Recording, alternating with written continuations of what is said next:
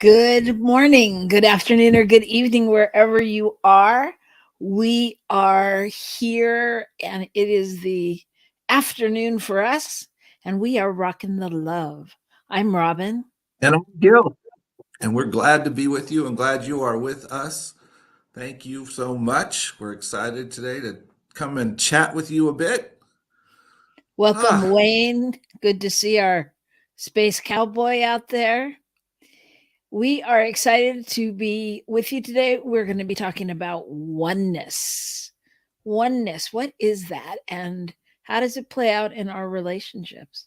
But before we do that, you have a job to do. And I know you know what it is. So if you would be so kind as to push that like button and make sure you're signed up for our social media and all those things, because at some point we are going to have very important announcements that you won't want to miss, and you won't get them if you're not on our lists. that is So true. do the job, do the work. So, Gil, William, Olmsted, how was your week? It was exciting. It was full, very full. Why Had a was it lot going exciting? What on. happened? Well, I had I I had a good part of the family here for 4 days or so. I drove from Albuquerque to Roswell, so I was hanging in Roswell for a day. Kind of an interesting spot. Why? I discovered it's a small town, um, way out in the boonies, and their big claim to fame is that aliens landed there. Other than that, there's not a lot going on. So that may be enough. That it seems to be just fine. But we got to go and check out a school, and it seemed to go really well. And gosh, uh, I guess that was it then. Then I came back and spoke on Sunday, and just been doing some work, and I'm getting ready to get on a plane tomorrow to be back in Oakland. Woohoo! Oh, It's a fast week. that's funny because when you said it was a busy week, I was like, why? What has happened this week? Because that was last week in my world when the family was there. I mean, I know it's this week in terms of the show, but anyway, like that week is so gone for me. But good that you're keeping busy. What about you? It has been a busy week. It's just full. There's just always something to do or to take care of. And it's interesting. I mean, not having you here, um, in some ways, it's like it's a bigger opportunity to be able to focus on different things. Hmm. So it's a whole different mindset. It's a whole different focus. So it's super busy and doesn't have a lot to do with you. Sorry. Well, thanks so much. Appreciate that. Haha. Well, Life is like that sometimes. I know, I But know. yeah, looking forward to next week and our vacation. That's right. We're off to Lake Tahoe. For anyone who doesn't know, that is where is it situated? It's in California, but it's not really northern. It's, Well, it is, it's but it isn't. it's yeah. I mean, in terms of the actual state, it's kind of in the middle, on the east side at the border of Nevada. Part of the lakes in Nevada, part of the lakes in California, and it's a very, very deep, one of the deepest lakes, and it's just a beautiful place all the way around. We're expecting snow and warm days in the low 40s, um, What do night you times mean in the warm 20s. days? Warm days. That's a cold night here. Yeah, I know. Well, that's what it is in Albuquerque today too, in the 40s. So it's a little crazy. Yeah, we'll have some snow, I'm sure. I don't know how much we'll have when we get there, but there will be some. There will be people skiing nearby at Heavenly. Many of you have heard of Heavenly Valley, ski area. So I'll be at the indoor pool and jacuzzi. You can forget. nice, nice. Yep. Well, I think the most fun of the trip is going to be the 5 people and the dog and all the stuff in the car. I think that's going to be the best part about the trip. I myself was actually thinking about how much is it if I fly to Reno and you all pick me up there later after you've unloaded the car and gotten situated. Wow. That's not a Yeah. bad idea. Thank you. Uh, yeah, there'll be 5 of us and a dog in Yeah. a car with suitcases and luggage. And as we unpacked yesterday and strategized, we determined we're going to drive food from here to there.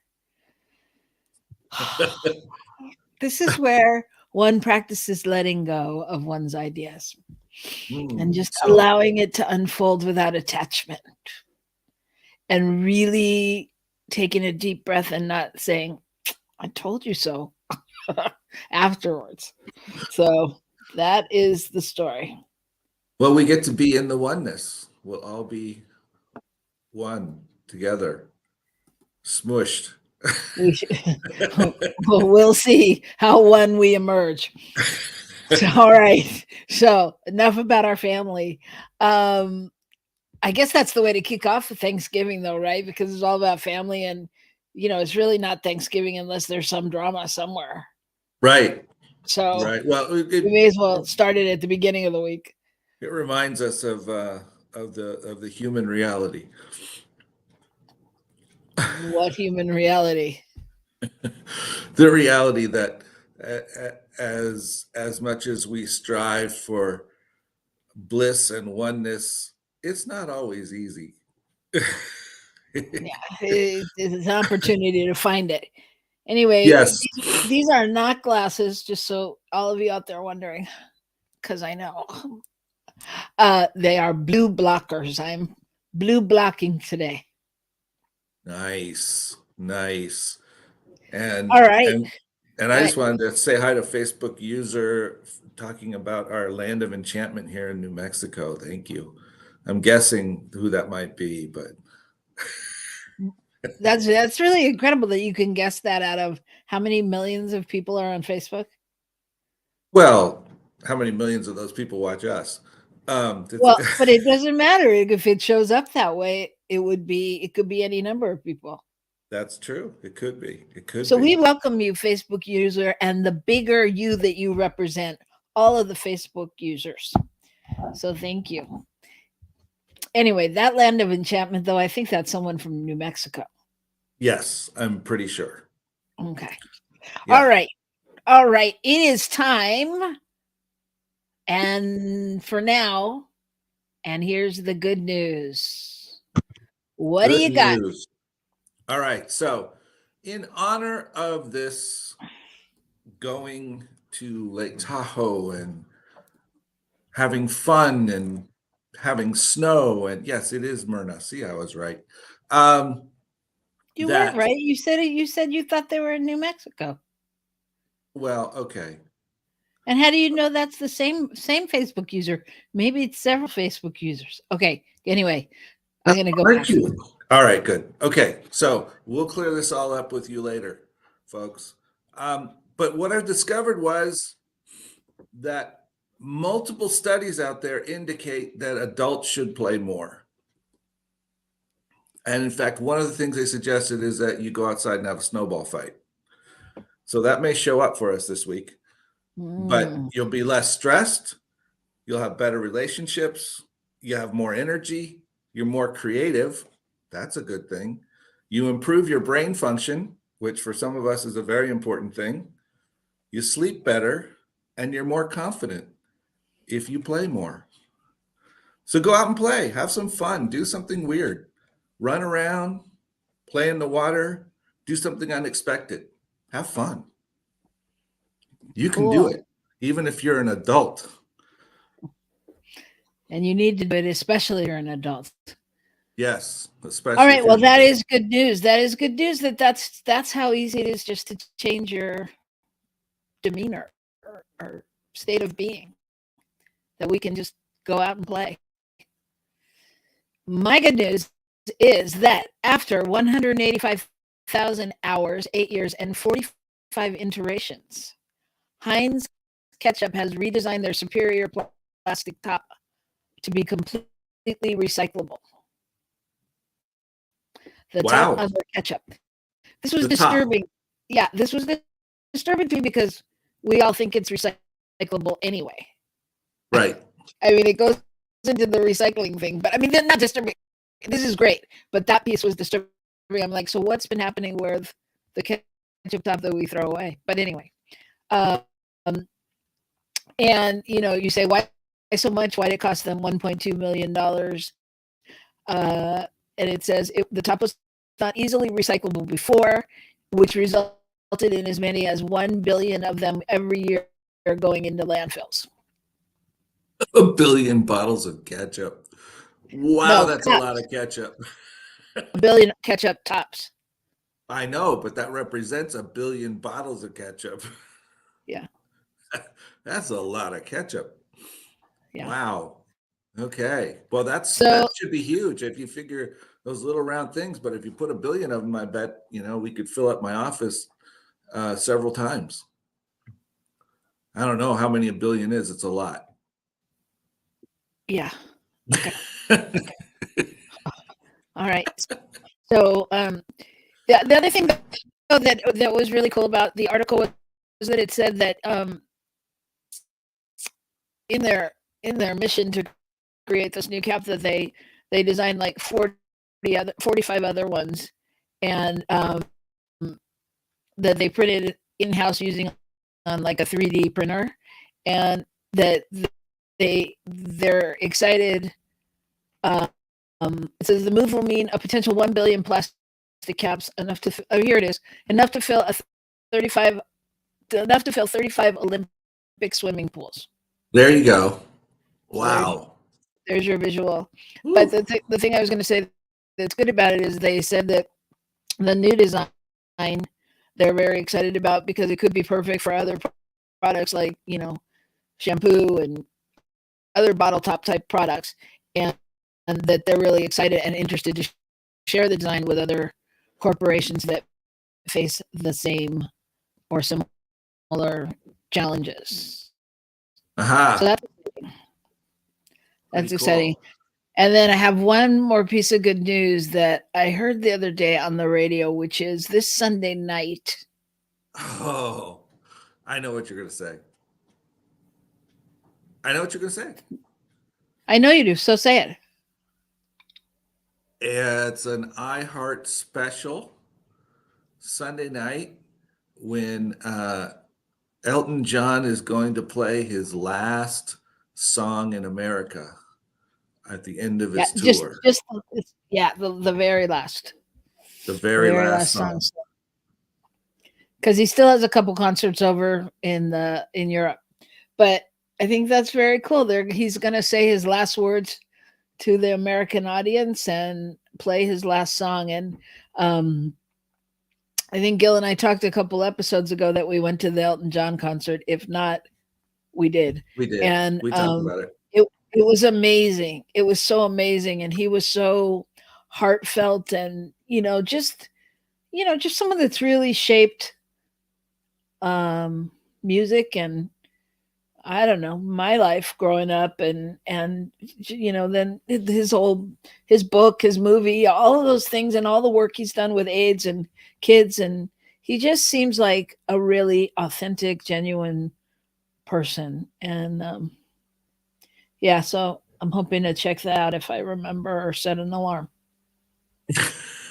I think it starts at 8 o'clock or something, and then apparently they do other stuff until it gets to the time when he does his live song or some crazy thing like that.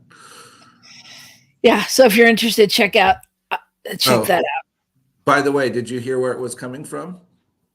Oh, I know. That's where I had it down that I was going to go see the concert. That's the concert I was going to get tickets for. From Dodger Stadium. And anyone who doesn't know, I'm a big Dodger fan.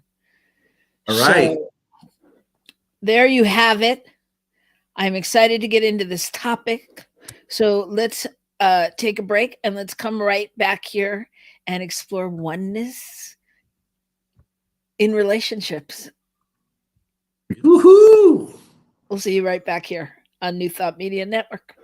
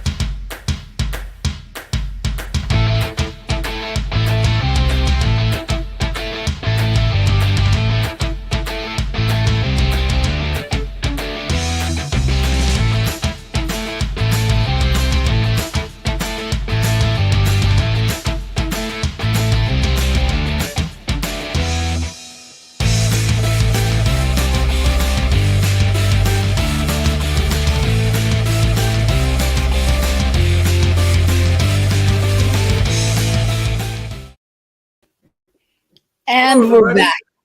Woo! We made it. Rockin the Love, Wednesday, November 16th. Woo! I'm Robyn. And I'm Gil. And Linda, thank you. Wow. Your sister got to actually meet. I'm assuming by him you're referring to Sir Elton John. Nice. All right. So let's start with just what is oneness? What is oneness? You want to take a stab at it? Oneness, I think, relates to wholeness. It relates to the idea that everything falls under one thing. Everything is together. That our ideas of being separate from other people, being separate within ourselves, being separate from the divine is all an illusion, if you will. It's all an illusion. The reality is that it's all one. There's only one thing happening. So oneness is our connection to that, knowing that we are fully a part of everything and everything is a part of us. There you go. That's mine. What's yours? I'm going to read you what the dictionary says. Oh, okay. So it is a noun, and it says the fact or state of being unified or whole, though comprised of two or more parts, the oneness of man and nature. And then it has synonyms of identity, congruence, congruity, identity or harmony with someone or something. A strong sense of oneness is felt with all things. And the next one is the fact or state of being, one in number, belief in oneness of God. And then it has singleness, wholeness, entity, integrity, cohesion, coherence, congruity, uniformity, identity, sameness. Yeah, I don't know about uniformity That's the interesting part about living in our world. Oneness is the fact that it's all contained for me, but it's not necessarily that somehow everything is the same, right? Right. Yeah, no, there's some interesting, I mean, there's some interesting nuances with those words. Um, a lot of them, I think. And no, I don't think they're all the same. Yeah, we're all the same. I don't think it has to be, and does uniformity have to mean the same, or is it just the one thing? Does that make sense? Probably not. Mm-hmm. In my mind it does. Yeah, so it's interesting. So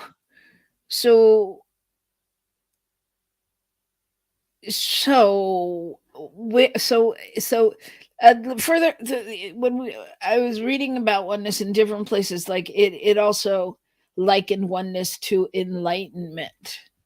Mm-hmm. Mm-hmm. And what do you think about that? Is oneness enlightenment?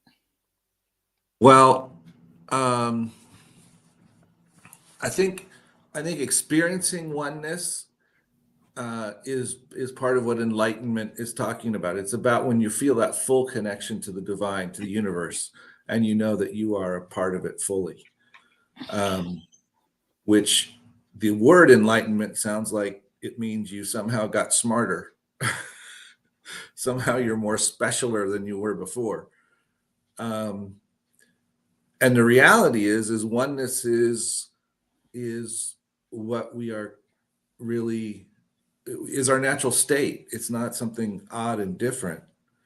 It's just that we don't experience it and our brain doesn't know what to do with it. Right. Say Correct? more about that.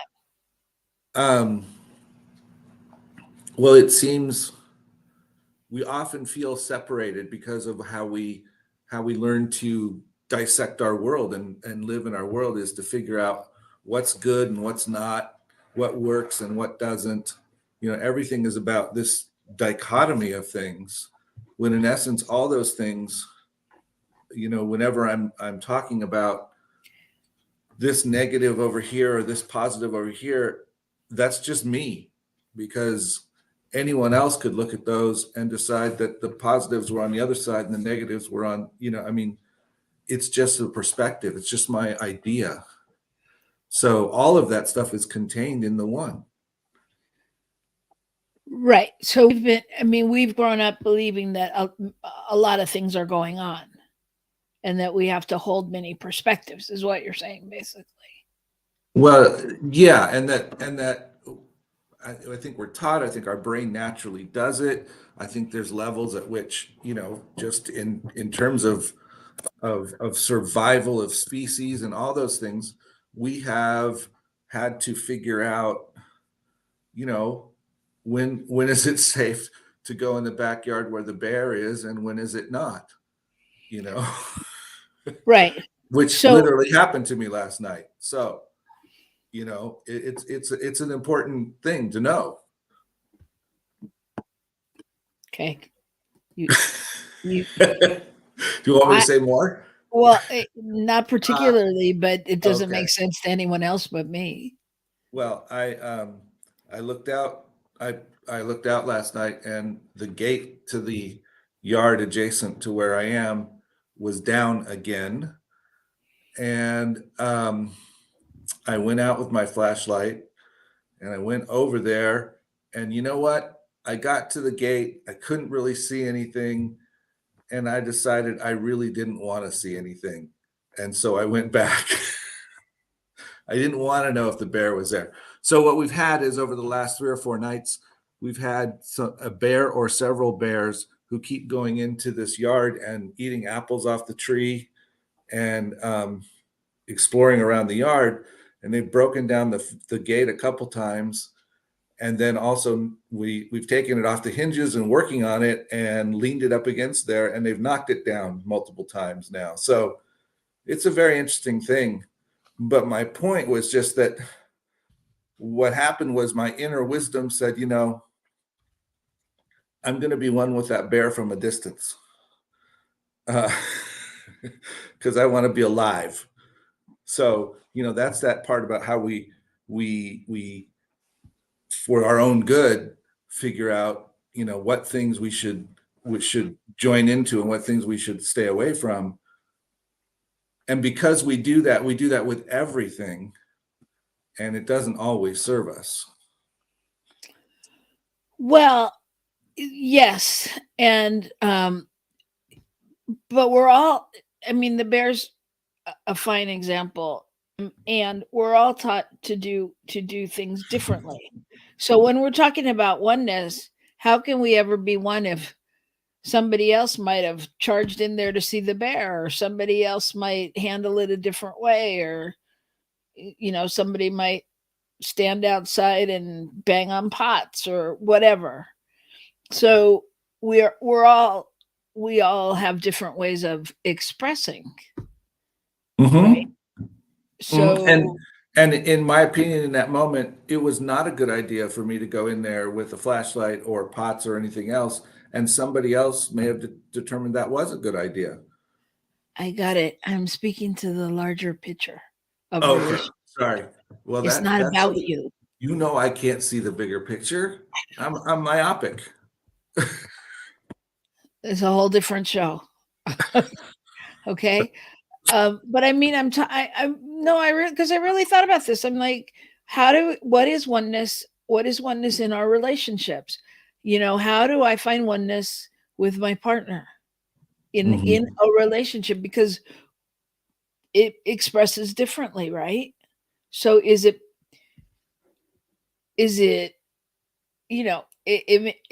how does the concept play out in relationships? That's a really good question. And do you have some thoughts on that? I mean, I do have some thoughts, but I mean, I think I just gave you my base thought. How does it play out? No, I mean, I think it's a question that we need to talk about. That's how does it play out, like in our relationship? How, if there's only one thing happening, and it's God and it's love and it's peace and it's harmony, is not like that all the time. So how do we get back to this place of knowingness? And I think what you were talking about before, yeah, I think it's super important. Like, how we're raised and how we all bring in what we bring into the relationship. And Myrna is saying acceptance and unconditional love as a question. I just couldn't do it as a question. I mean, how do we all where do we go when we are not feeling the oneness, and when we're not feeling the oneness with ourselves or with God? Period. Well, I think it's really hard to be in that sense of flow and oneness in a relationship, in any relationship, when I'm not in my relationship with myself. Right? It doesn't work very well. Because generally speaking, when I'm not in that place of oneness, I'm struggling with my feelings of inadequacy or failure or what's bad in me, quote unquote, all that kind of stuff. And it puts me in a position of without being able to be connected and in some sense of the oneness within myself and with spirit, it's really hard to do that in a relationship with another human being. So what do we do to get there? What do we do to discern when we're in that moment? What is it that we need to do to get back to ourselves, basically? Wayne says, how do you practice oneness? And I think that's what you're basically saying is, well, how do we practice it? How do we get there? I think, there are lots of different ways, and we talk about them, and and different people have different ideas, different things that help them get there. I think a lot of us have, or at least I have a piece of me that shifts when I spend time in nature. I feel an ability to connect differently, and in part because I think I observe with the exception of the bear, I observe the awe of nature, and it helps me feel more connected. In part because I feel so insignificant in a certain way, and yet I feel so a part of it all at the same time. So even that seeking oneness is not a simple thing. No, but I think what you're saying is important. I think because I think each of us, I think the answer is each of us has a different way to do it on some level. And for example, you said in nature, I know for you that means, you know, mountains and trees and hills and rivers and streams, and for someone else, that may be being out working in their garden, Mhm. and getting their hands in dirt. For me, it's the beach, it's the ocean.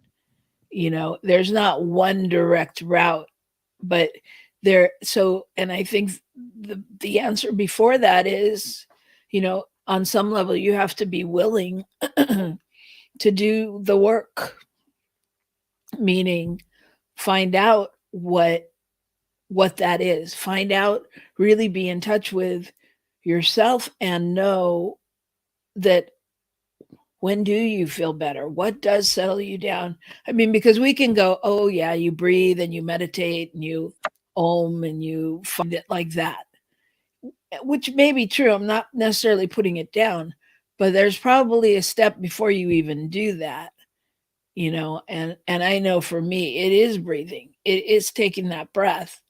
And for me, the breath realigns me literally into, okay, God is all there is. And if I can get there, or spirit or the universe, if I can remember that, then I know that the rest is minutia. It's, I mean, not that it's not important, but it's bigger than that. It's more than that. And so I don't get stuck in the little stuff, like your pissy Mm. attitude or when you hang up on me on the phone or something. Hmm.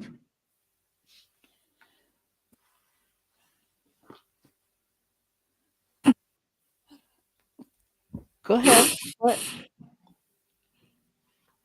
So, said just this morning, I had a situation where I did not see and experience oneness with a person. Yet later on, I realized it is through accepting that person just the way she is. Love her anyway, and know what she said or didn't say is not her truth, and neither is it mine. Yeah. Yeah. I, And we all have to do that all the time. well, and it's interesting because, like, when you're talking before about, how it's hard to experience oneness because of, how fragmented we are and how we're taught all these different things and all of that. It kind of goes back to that in a way because we all like to be right. We all like to, there's certain things that we've been taught to do or to see or to know or to watch for. And, so when something comes up, you don't agree with somebody or they think different than you, or it feels uncomfortable sometimes. Yeah. It Yeah. doesn't feel like just another opinion or possibility. You not always, it feels uncomfortable, and like you want to find that space where you can agree. It just reminded me, this last weekend, I attended, again, more things I did. I attended a workshop called The Truth About Aging. And, you and I have both separately and together spent years working with kids, right? and um, and looking at particularly communities and stuff, and thinking about, well, without children, things aren't gonna grow, and it's not gonna make it, and we have to have kids. And so somebody stood up there and said, you know, when we look at a community and we have a lot of older people, a lot of people over 60 or whatever, over 65, and we say, we got to get kids or this place is going to die. And he said, that's not true. What if we cater? What if we look for more ways to serve people who are our age, who are older? Um, and what occurred to me was, wow, I have had this thought. I didn't ever have the thought, even though when I think about it, it makes total sense in other things I've talked about. But in the argument of that, I haven't thought about the fact that anybody in any demographic is going to receive value and give value wherever they are. And just because people are older doesn't mean that they aren't going to create energy, et cetera, in a situation. It's just sort of anyway, I'm not even sure how to express it, but it was that idea of having to really look at my thinking, because all I was dealing with was my thought about what's true in that scenario. Which one of them is right? Yeah. Well, You know? it goes to what Myrna just said. It's like she realized, it she didn't have to it didn't have to she didn't have to agree. You didn't, Hmm. it's just she just needs to accept the other person and the other way of being. And I think there's that, and then there's also the time when we get to go, oh, have I not been open truly to possibility or oneness? I mean, yes, there's definitely those times when we need to just go, I love you, whatever. But there's other times when I need to go, you're maybe I need to learn something here. Maybe there's something I need to re-examine in my own self about how I view the world, or how I view you, or how I view the situation. Yeah, I think that's right. And I even hear in what you're saying, I hear a little danger even in I love you whatever, because whatever means doesn't doesn't really mean whatever. It means whatever. You know, Whatever. and it means that, but I mean, I think it means that you're not, there's something you're pushing down, like, I love you, whatever. If you don't get it, I can't help you. You know, there's, it sounds like there's something else behind that. And it's really a place. I mean, can we really say I love you and whatever whatever you believe?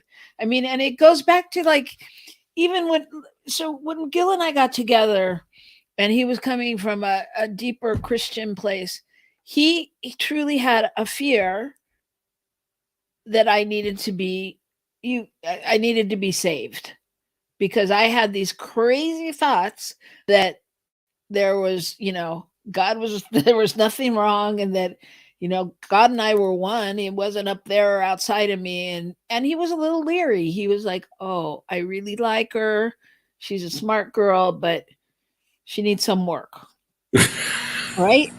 I mean, so it's like, but I'm serious. I mean, it's that perspective that, because I think there's a lot of times when we go, okay, and give people the benefit of the doubt, but not really. We're holding on to our thought or our judgment, Yeah.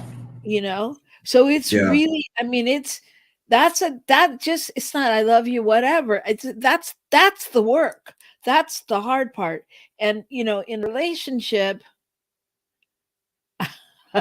I love you, whatever is not, usually never means just, it doesn't usually mean just the way you are. No, it means I'll, you'll figure it out. I know you'll come around someday, and I just see, I see the truth of who you are. Even that becomes a way of pushing it down in a certain way. I see the truth of who you are, meaning I think you're acting out of line, but I see a bigger picture. Myrna thinks I'm giving you a hard time. No, but But but Myrna, you know, I mean, that's our work as a practitioner. That's our work, period. I mean, when are we really, when can we really surrender? So when can we really surrender? That's a good enough question there. yeah. Because there is a part, and it's not that it's bad. You weren't trying to change me because it was bad. It was because you genuinely care and think you know a better way. Hmm. We think Hmm. we And know more. yeah. Oh, she meant for me. Okay, for her. So I'm not giving you a hard time. I'm giving her a hard time. It's probably a little bit of both, Myrna. Ah, Well, I think that's a really, that's another point as well, is, when are we, when, and obviously this comes up all the time in parenting, and, when are we thinking that we are mm, holding space for the good, for the best, for whatever it is, when we're trying to convince someone they need to do it a different way, you know? And when are we forgetting our oneness? When are we not trusting that oneness? I mean, I think it's very complicated, it is very because complicated. like you said, as a practitioner, the job is to walk into a room and see someone in their wholeness, no matter what the appearance is. But am I judging the appearance while, subtly judging that appearance by saying, oh, I see the bigger picture? I mean, am I really saying, yeah, that's too bad you're like that, but I know that's not really the truth of who you are. It sort of becomes a judgment in a certain way. I'm not saying that's, I mean, I'm just saying that's a danger, if you will, of No, the I think process. it's a really fine line between awareness and maybe judgment, because we are compartmentalized, like you said, because there's so many things we've been taught, and not in a bad way, Mhm. for our own safety, for our own learning. We've been taught, don't cross the street with looking both ways, or don't, all those things that the mind does to take care of us. And so it is like, how can we really surrender what we're thinking, to get to the integrity of what we believe and bring it into real life. Well, okay, I'm gonna pull this quote out of this one article of Carl Jung. Wholeness is not achieved by cutting off a portion of one's being, but by integration of the contraries. And I think at some level, we cut off portions of other people's beings, trying to see, quote, the good in them, forgetting that all of them are a part of the one thing. And I'm right now, I'm sad that we are boring our producer so much with the show. He's yawning hugely over there. Thank you for your comments. No, but I think I think that's a huge thing. I think oneness is that sense of total integration, I guess is what I'm trying to say. What do you think? Yeah, I was looking at a quote as well that says, another way to put it is that oneness is the feeling of fullness, vastness, and completion. It's the experience of embodying our true nature, the self that exists beyond our limited personalities. Uh, yeah. Well, I'm going to comment. Is it achievable? And I think even the word achievable sounds like it's something we are getting to because we're not there yet. We're not really a part of it. Subtle, but I think even our vocabulary hampers us all the time because we think, oh, that's something we need to aspire to, not something we need to just be in touch with, just allow ourselves just to lean into. And I think for me, that's part of why, I can stand uh, on a trail going up the mountain and look down over some lakes and just be like, wow, I can feel this sense of all that is right here, right now. Have I done anything? Have I achieved anything? No. I've just somehow been able to actually get in tune with it a little bit. Yeah, and so the trick is, do you have to go to the mountaintop? You know, Right. Right. How do we do it without, quote, going to the mountaintop? yeah, and I mean, I come back again to, for me, it's breathing. For me, it's breathing is like an alarm clock. If I, the minute I feel that discomfort or that disconnect in my body, is really being able to breathe. I mean, I'm not saying that that works all the time, but it at least brings me back to a home base. And then I can meditate, or I can journal, or I can, go for a walk, whatever it is that is calling me. I don't know. It's an interesting question, and that's a great question, Myrna. Is it achievable? Mm-hmm. Mm-hmm. I think it is. I mean, I think we all have those moments, those moments where we, as mundane as like just talking in a meeting or somewhere and afterwards going, wait, did that make sense? What did I say? It's like somehow we've slipped into that oneness, into the zone where we're not there, we're part of the greater good. Mm-hmm. Mm-hmm. Yeah, I think, when we talk about in New Thought, these ideas of kind of stages of consciousness, and we talk about moving from, spirit working through us to spirit working as us. And I think that's kind of that space of oneness where it just happens. It just is there. And we aren't really, we're just in it completely. And and there are those times when it happens. I think and Myrna knows, but those times when you hold your baby, Mm-hmm. your child, or when you're with your children, and you just emerge. I mean, you're submerged in that. There's nothing else happening. It's all happening right there. You know, and so the trick is, how do we expand that?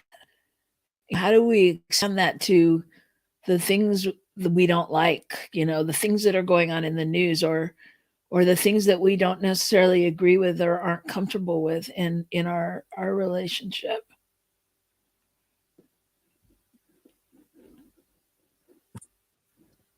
I think Wayne has feelings about children. Yeah. Okay, Wayne, thank you. All Uh, right. so that's the work. And there's we're all in different places, but we all have it to do. um Well, I think not only are we all in different places, we are all finding ourselves always in a different place. It's not that some people are over here and some people are over here. It's more that some days, some moments I'm here and some moments I'm there and some moments I'm over here. We're always kind of moving through it. so Berna asks, so how in our movement can we be oneness when we sometimes do not believe the same or have different political views? This is a big question for me. See oneness in those moments that we disagree with.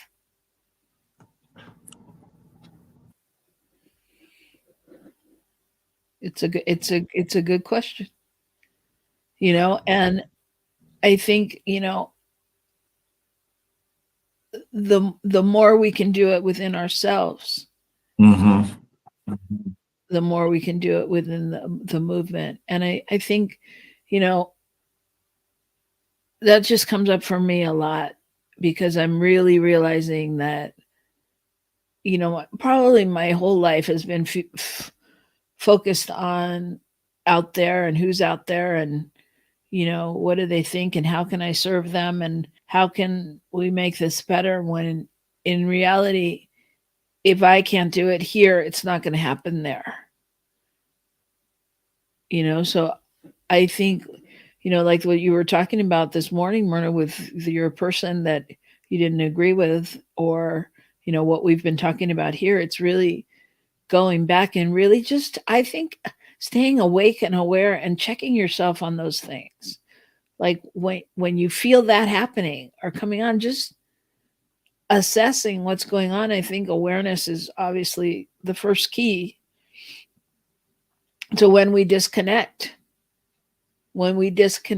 from the one.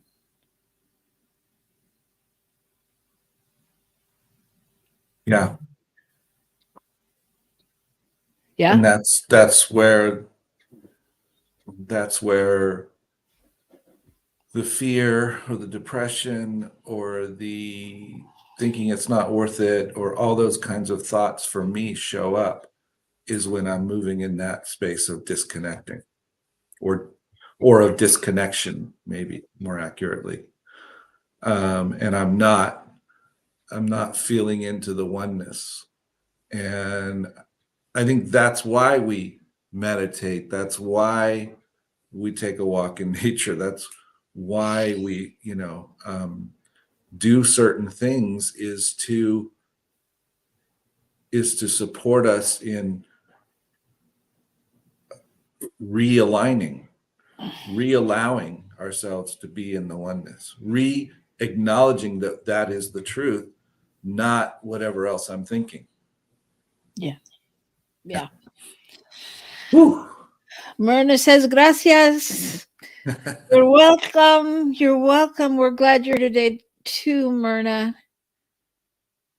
Yes. I'm thinking, uh, I was gonna do breaking news right here on Rockin the Love, but maybe I'll hold it over and wait and ask permission. Uh-oh.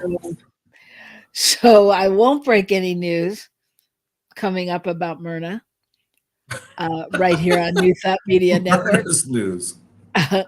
But I will leave us with this quote because we are out of time, which is crazy, but true. So here's a quote. Do you want to say anything else? Because I don't like it when I end and then you go back and start more things. Okay. Well, I would just like to say that we are excited for you all to be with us next week on the big Thanksgiving show, Thanksgiving Eve.